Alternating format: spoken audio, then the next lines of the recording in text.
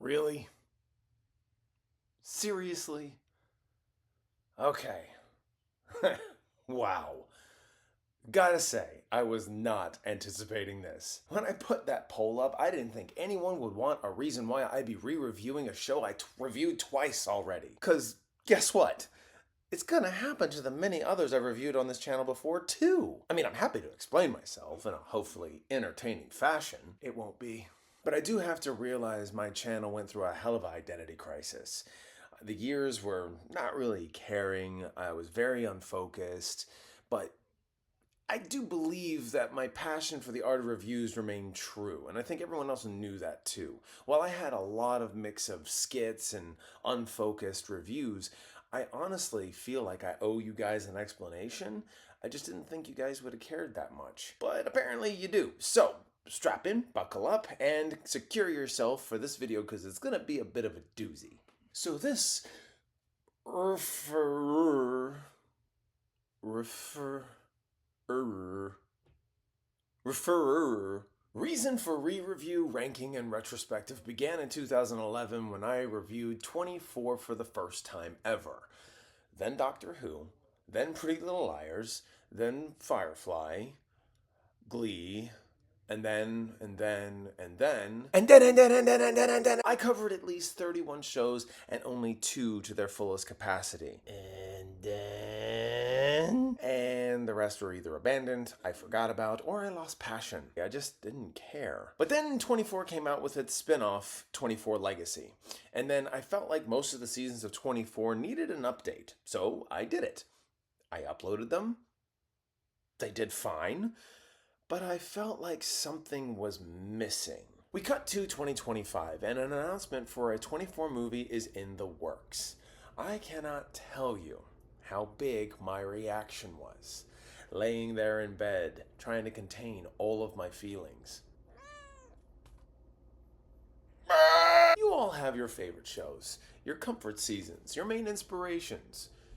24 is mine. I may not have all the memorabilia. I may not have seen everything there is to know about 24 in other spin-offs like India or the books, but I was obsessed and I was attached to the show more mentally and emotionally. Kiefer Sutherland is one of my favorite actors and I will watch whatever I can if he's in it. While this wasn't the moment that started it, they made the announcement in the middle of me re-reviewing this anyway. I felt that passion supercharge me. Here's the kicker. Covering shows is hard work. It's easier to do movies, and while I should, I have an affinity for television because I see it as extended storylines. It's my favorite. I love informing people of shows and how long they lasted on air. Because, believe it or not, people don't always realize that some shows had X amount of seasons. One time during the height of Heroes, the 4th season especially, someone had told me about a certain character just up and joining a circus, and he was really conveying how stupid it was. And I do believe he thought that that was the natural end of the show. The problem was, they thought that was the finale, when in actuality, that was the end of part 1. There was still more to come. Now, naturally, I need to preface this here. Those who have a very large affinity for Heroes and also those who do not care about that show anymore and thought that was a huge decline in quality, I understand that some people do check out midway and do not care. So when I do these reviews, or in my case, re-reviews to what I did once before, this is my way to improve. I have a better focus. Break down this accordingly to the average viewer to understand how the quality of showmaking, writing, and acting strengthens and weakens during its run. How many seasons or spin-off it has. Just anything I can do to help spread awareness that shows can be a little rough around the edges and improve with time, or they didn't do so hot and yet kept going. Here's looking at you, Walking Dead. Christ, that's gonna be a long one. Yeah. Look, at the end of all of this, I wanted to re-review because I felt like I have a better style of reviewing with my platform. 7 minutes or less is a fun little starter to any show that you may be interested in. The deeper I go into any show's longevity, it is likely that I will start getting into spoilers, become far more in depth. I give it a good 3-season run before I start talking about anything and everything, giving a spoiler-free review in the beginning, and then getting into specifics. So basically, I'm abandoning the 7 minutes or less formula while still adhering to it at the same time. Confused? So am I. Basically, I give you 7 minutes or less with no spoilers, and then I get into the spoilers right after it. So it's basically not alienating those who are like, well, what did he think about the show on the fly? And then those who actually, hey, I already seen this season, what did he think? You already can get right into what I thought in spoilers and talk about character beats and various other things like that. Tall order, but I like to think that some of you are interested. I may, though, have some delusions of grandeur. Right, with all that said, you're also here to see a ranking. So I'm going to rank all 10 seasons of 24 minus 24 Redemption. That is a movie. We're not going there. This does not include books, the spin-offs, except for the 24 Legacy, which I actually consider as like a season 10, but, leave that be. And it's not going to be any media outside of the United States. So I wish I could include India, but I just have no access to the show. So I will start with my least favorite and work my way up to the absolutely best and favorites of the season. It needs to be said that this list will not reflect your own. So don't come at me because I didn't agree with you or you don't agree with me. It's okay. You can have a difference of opinion. I am not going to re-review what I already re-reviewed, so I'll give you a minute of the reasons why, and then we're going to move on. Without further ado, let's get into the ranking of 24.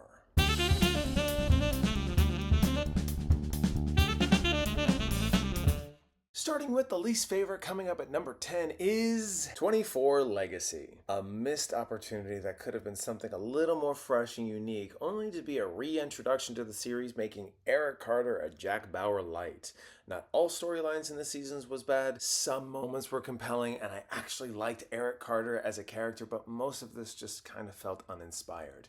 I would have loved to see where they would have taken Eric's character. Next up, coming in faintly at number 9 is 24 Season 8. With a great midpoint of episodes being the best it can be, the story of 24 races to the finish line by giving us a tired old ending of Jack Bauer being on the run. That doesn't cover new ground. I felt personally attacked by this finale when it came in, did its thing and said, bah. My re-review does cover the things I did like, but ultimately this season just rubbed me the wrong way. You just don't go and kill off a secondary main character and then follow it up with another second main character dying in the next episode, with weak reasons as to why they had to die. It still affects me. Clearly, you can tell.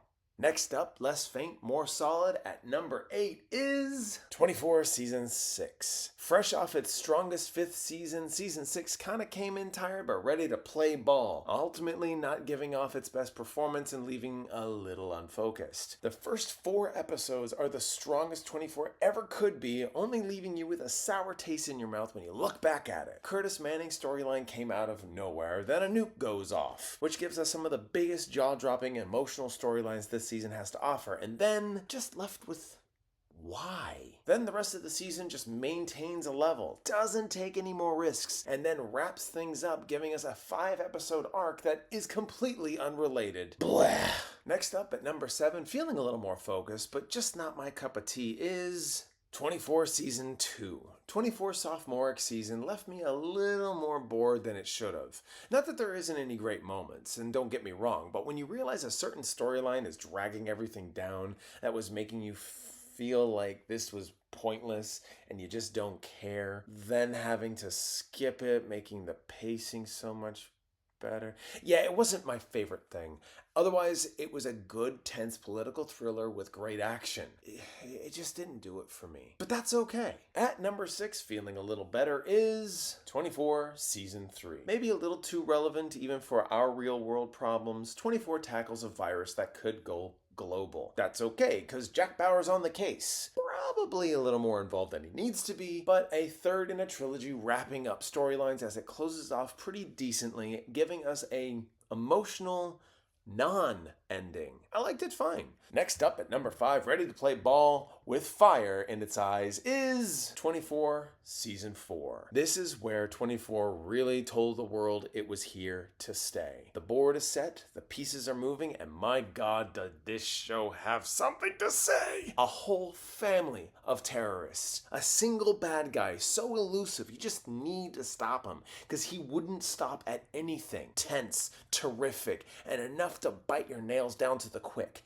Does it take a small bit to get going? Yes, but my lord, once it pops off, it goes nuts. Next up at number 4, saying, who's next? 24 Season 9. Sadly, with only 12 episodes like 24 Legacy and being the final season, you may be going, huh? But I really enjoyed this season because it was an infinitely better season than Season 8, giving us an emotionally charged finale that I thought was far more meaningful than the last time I watched it. I literally couldn't see the screen. I was crying so hard. Sure, the villain wasn't all that great, but she served as a mirror to our protagonists. Reprisals of characters giving us well-meaning closure, and they never kept us for too long. The finale is just one of the most potent finales I have ever seen. Next up at number 3, saying, are you not entertained? 24 Season 5. This is a solid season of 24, saying so much and still having enough breathing room to take yours away. Taut, exciting, a twist a minute, exciting chills and thrills throughout, just makes this so wonderfully tense. If you're wondering why this isn't number 1, it's because the next 2 seasons would have been high ranked in literally the same spot. I'm stammering because I'm so excited, but yes. The next 2 seasons just mean a little more to me than this one. Fun fact though, I played catch up to the previous seasons, seasons 1 through 4, before season 5 was premiering. I was so worried about missing it that I actually went out to dinner with my parents and we were on our way back and I was thinking, shoot, I'm gonna miss the first 15 minutes. Only to find out the NFL playoff game preempted the first episode by the same time frame. I never missed a single episode that season. Next at number 2, saying, it's not gonna get any better than this, is 24 Season 1. This season that started it all, blowing my mind with 24 episodes of a mystery unfolding, keeping it so personal, so rich with raw energy and just enough story. It kept me going.